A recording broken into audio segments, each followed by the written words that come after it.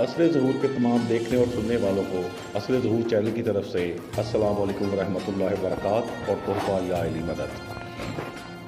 आज जिस पर हम वीडियो अपलोड कर रहे हैं उस वीडियो या उस टॉपिक का नाम है एलिया।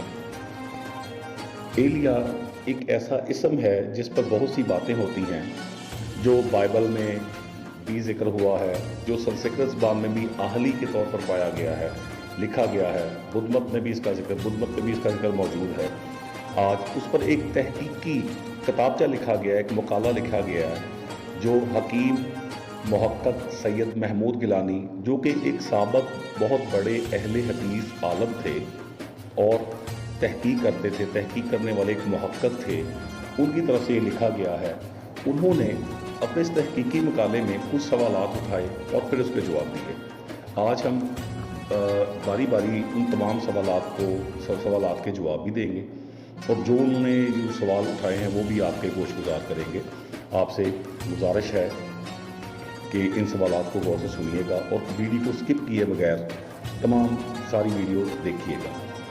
पहला सवाल जो हकीम सैयद महमूद गिलानी की तरफ से उठाया गया है वो है, क्या महाभारत में कृष्ण ने भी अली अली पुकारा था और गौतम बुद्ध को भी अमीरुल मोमिनीन ही ने दर्स तौहीद दिया था?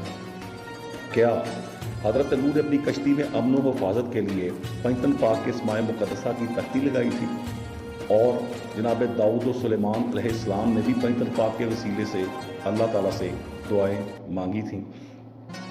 ये हकीम साहब जो थे सियालकोट के रहने वाले हैं, मरहूम हैं, वफ़ात पा चुके हैं। इन्होंने ये तहकीकी मुकाला तहरीर किया है जो हम आपको गोशगुजार करने जा रहे हैं। वो सबसे पहले हवाला जो इस अपने तहकीकी रसाले में देते हैं एलिया के उन्वान के तहत, वो कहते हैं कि खुद बाज़ मसीही लीडर और ईसाई पादरी मिशनरी एलिया को अली या आखिरी ज़माने की कोई मुअज़्ज़ज़ तरीन हस्ती तस्लीम करते हैं। चुनाचा निसफ सदी से ज़ायद मुद्दत गुजरी कि सेंट पॉल चर्च लंदन के एक नामवर पादरी मिस्टर जे.बी. गिल्डॉन ने अपनी तसनीफ़ मौसूमा जिसका नाम है a notebook on old and new testament of Bible में लिखा। उन्होंने इस किताब से वैसे ही जो कॉन्टेक्स्ट था उठाकर लिखा है। वो जे.बी. गिल्डॉन लिखते हैं, In the language of oldest and present Hebrew, the word Elia or Eli is not in meaning of God or Allah, but this word is showing that in the next and last time of this world, anyone will become nominated Elia or Eli. उसका तर्जुमा करते हैं, पुराने ज़माने और मौजूदा ज़माने की इब्रानी ज़बान में लफ्ज़ एलिया या एली खुदा या अल्लाह के मानों में इस्तेमाल नहीं किया जाता, बल्कि मज़कूरा लफ्ज़ तो ये ज़ाहिर करता है किसी आइंदा या आखिरी ज़माने में कोई ऐसी हस्ती आने वाली है जिसका नाम एलिया या एली होगा। इस हवाले को साबित करने के लिए मज़ीद कहते हैं कि एक मसीही मिशनरी की ज़ुबान से एलिया या एली के इसमें मुबारक की इससे ज़्यादा और क्या वजाहत व सराहत हो सकती है जो साफ तौर पर इकरार कर रहा है कि एलिया या एली ना खुदा है, ना अल्लाह है, ना इलियास, ना यूहन्ना, ना मसीह, बल्कि वो जिसका ज़हूर जनाब मसीह के बाद होगा उनका नाम है। इसी तशरीह व तस्रीह की मौजूदगी में भी अगर मसीही साहिबान हज़रत अली के वजूद मसूद को और इनकी फजीलत व अज़मत को तस्लीम ना करें तो उसमें लफ्ज़ एली का कसूर नहीं है, इनकी अकल का कसूर है। आगे कहते हैं कि एलिया या एली जो लफ्ज़ है ये मरकज़ उम्मीद और नुक्ता नजात किसी ना किसी उन्वान एलिया या एली ही रहा है। वो हर मुसीबत और इब्तला, हर रंज व बला में खलासी हासिल करने के लिए जनाब अमीर मौला अली अलैहिस्सलाम का सहारा लेते थे और हुजूर से फरियाद करते रहे। बावर ना हो तो आइए इसके चंद नमूने भी आपके सामने रखते हैं। अच्छा, ये जो हवाला आपको दिया गया है इसकी तफसील के लिए मुलाहजा हो A notebook on Old and New Testaments of Bible जिल्द अव्वल सफ़ा नंबर 427, 428, मतबूआ William A Hard press England 1908। ये 1908 में वहाँ से छपी थी।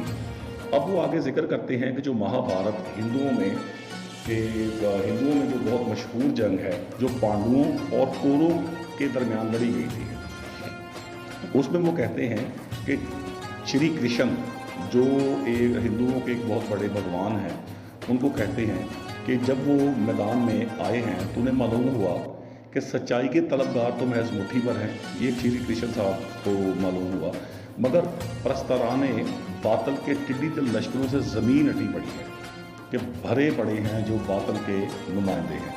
کرشن نے اپنے سرفروشوں کو ضروری اپدیش دینے کے بعد تخلیہ میں جاتے اور اپنے مال کے حقیقی کے سامنے زمین بوس ہو کر دعا مانگتے ہیں۔ حکیم صاحب لکھتے ہیں، اس کا وہ ترجمہ کرتے ہیں جو انہوں نے دعا مانگی ہے، وہ کہتے ہیں، ہے پرمیشور سنسار پرماتما، تجھے اپنی ذات کی قسم جو آکاش اور دھرتی کا جنم کارن ہے، اور اس کی قسم جو تیرے پیارے کا پیارا، تیرے پریتم کا پریتم ہے، تجھے اس کا واسطہ جو اہلی ہے۔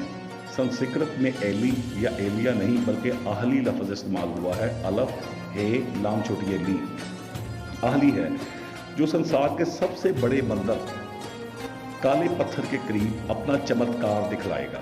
تو میری بنتی سن اور جھوٹے راکشوں کو نشٹ کر اور سچوں کو فتح دے، اے ایشور، اے اللہ، اے اللہ، اے اللہ۔ آگے کہتے ہیں کہ کرشن نے ان دعائیہ فکروں کے ایک ایک لفظ پر غور کیجئے، وہ کس خوش اسلوبی، کس وضاحت، کس بقاؤ تذرہ سے آکاش اور دھرتی کے جنم کارن یعنی باعث سے تکوین ارض و سما، مورد لولاک لما خلقت لا اخلاق کو پکار رہے ہیں، یعنی رسول کریم صلی اللہ تعالیٰ علیہ وآلہ وسلم کو پکار رہے ہیں۔